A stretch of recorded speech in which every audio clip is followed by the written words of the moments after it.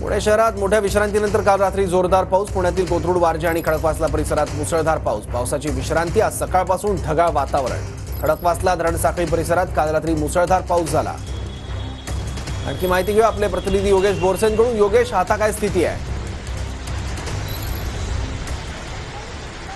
सौरभ, पुण्यात काल रात्री मुसळधार असा पाऊस झाला होता आणि मोठ्या विश्रांतीनंतर हा पाऊस पडला. कारण गणेश उत्सवाच्या पहिल्या दिवशी पाऊस झाला होता, त्यानंतर पावसाने विश्रांती घेतली होती. काल साधारणतः रात्री 9:30-10च्या सुमारास साधारणतः 1 तास पाऊस सुरू होता आणि पुण्यातल्या कोथरूड, वारजे, खडकवासला या भागामध्ये हा मुसळधार पाऊस झालेला आहे. त्यासोबतच स्वारगेट, शिवाजीनगर या भागात सुद्धा मुसळधार असा पाऊस झाल्याचं पाहायला मिळालं होतं. आणि आता आपण पाहू शकतो परिस्थिती ही पूर्वपदावरती आलेली आहे आणि ज्या ठिकाणी पाणी साचलं होतं त्या ठिकाणी पुणे महानगरपालिकेचे कर्मचारी, अग्निशमन दलाचे कर्मचारी हे घटनास्थळी पोहोचलेले आहेत. पाण्याचा निचरा त्या ठिकाणी करण्यात आलेला आहे आणि कुठेही मोठी घटना ही घडली नाहीये. छोट्या मोठ्या ठिकाणी पाणी साचण्याच्या घटना घडल्या होत्या, मात्र आता पाण्याचा निचरा झालेला आहे. पूर्वपदावरती पुणे शहर आल्याचं आपल्याला या ठिकाणी पाहायला मिळतंय.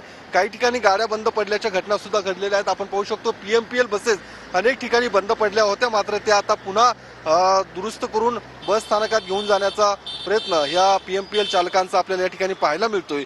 मात्र गेल्या काही दिवसांपासून पावसाने दडी मारली होती. काल रात्री मुसळधार पाऊस झाला. खडकवासला धरण साखळीमध्ये सुद्धा मोठा पाऊस झालेला आहे आणि त्यामुळे पुणेकरांना ठीक आहे. धन्यवाद योगेश या माहितीबद्दल.